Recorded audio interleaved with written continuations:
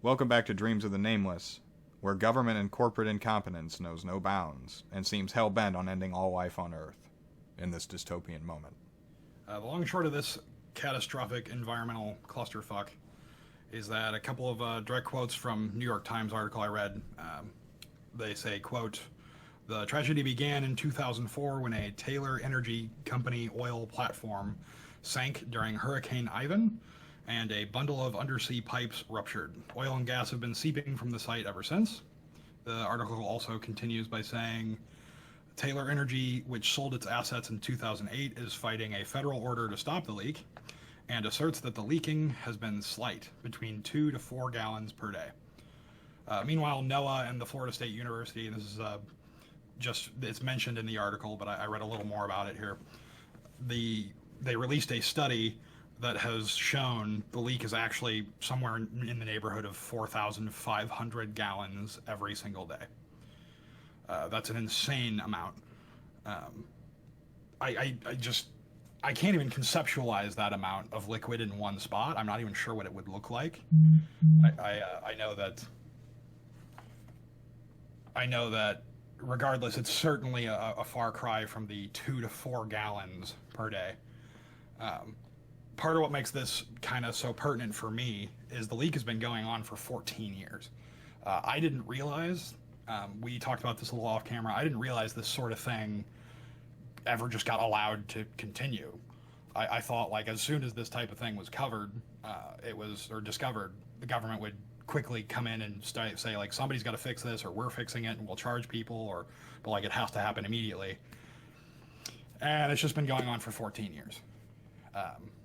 I guess you were aware, you seemed unsurprised by this. Like, is this sort of an environmental catastrophe just par for the course? Am I just totally ignorant, or? No, I mean, oil spills happen all the time, and they're always bad. It does boggle the mind at how you would assume that the companies would lose a lot of money on 2,000 some gallons of oil a day for 14 years. 4,500. But I guess even that amount, it must be so lucrative to just build shitty infrastructure and just pump the oil out as fast as they can. It must be so lucrative that it's like, well, fuck it. Why would we repair anything?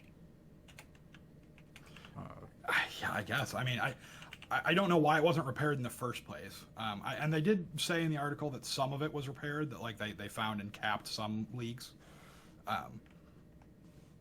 But they didn't fix it. Like, it still just continued.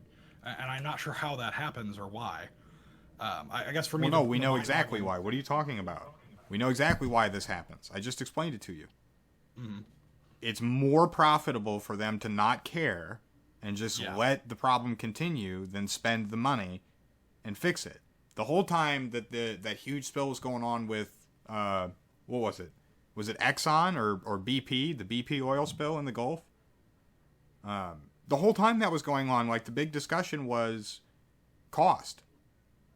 That's all the company cares about is what can they do at minimum cost. And then they were spraying all those chemicals to try and contain the oil, and the chemicals were worse than the oil itself. And all of this is happening all the time, and it boggles the mind.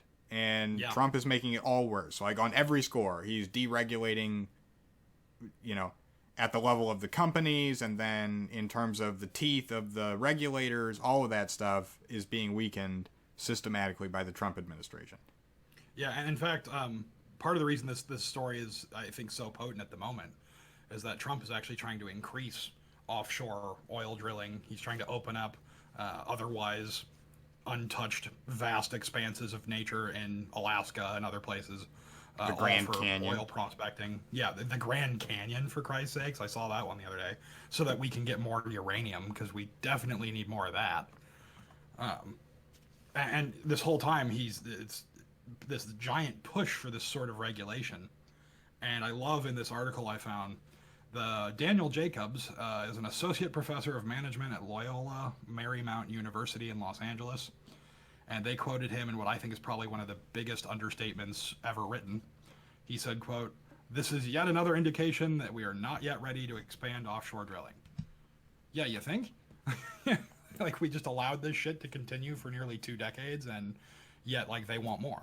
Just a giant profit greed being driven through the Americas, through the environment, through everything, because, like, money or nothing.